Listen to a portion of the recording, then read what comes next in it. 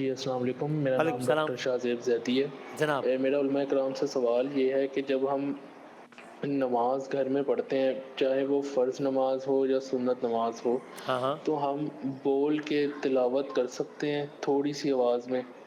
اگر ہم اکیلے ہوں جس سے کسی اور کو بھی پریشانی نہ ہو، تو کیا نماز میں تھوڑا سا بول کے نماز پڑھنا جائز ہے؟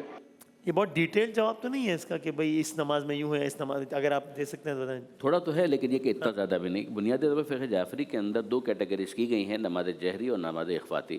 فجر، مغرب اور عشاء، ان نمازوں کے اندر جو سورہ فاتحہ اور دوسرا سورہ ہے اس کو تھوڑا سا بلند آواز ہی سے پڑھنا ہے۔ اور خواتین کے لیے تو فجر ہو، ظہر ہو، عصر ہو، مغرب ہو، عشاء ہو، ہر نماز کے اندر ان کو آہستہ سرگوشی کے انداز میں ہی تلاوت کرنی ہے۔ مرد حضرات کے لیے ظہر اور عصر کی نماز میں یہی حکم ہے کہ وہ آواز کو اپنے کم رکھیں گے، سرگوشی کے انداز میں ہی پڑھیں گے۔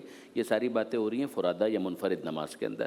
جب جماعت کے اندر ہے تو معاملہ یہ ہے کہ جو پیش امام ہے جہاں پر اس کی قرات کی آواز آ رہی ہے وہاں پر سننی ہے، اور اگر جہاں پر آواز نہیں آ رہی ہے وہاں پر فقط اور فقط ذکر خدا میں مشغول رہنا ہے، جیسے ٹھیک ہے۔ سبحان اللہ سبحان اللہ سبحان اللہ، that's it۔ جب آپ کہتے ہیں باواز بلند تو اس کا مطلب اس طرح کہ بسم اللہ الرحمن الرحیم الحمدللہ رب العالمین۔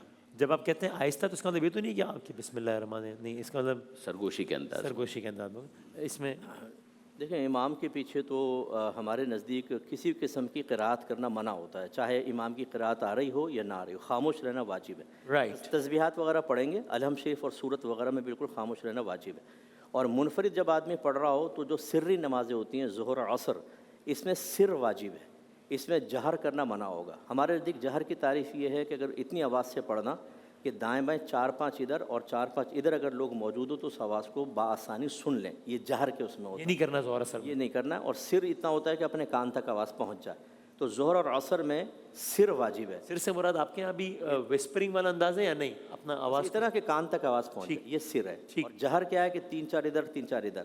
اور اگر جو فجر جیسے ہے، مغرب عشاء، ان کو جہری نمازیں کہتے ہیں۔ اس میں جو اکیلا آدمی ہے اس کو کلی اختیار ہے، چاہے تو جہر سے پڑھے چاہے تو سر سے پڑھے۔ بس جہر سے پڑھے تو کسی کے لیے باعث تکلیف نہ ہو، سر سے بھی پڑھ سکتا ہے، جہر سے بھی پڑھ سکتا ہے۔ ٹھیک ہے۔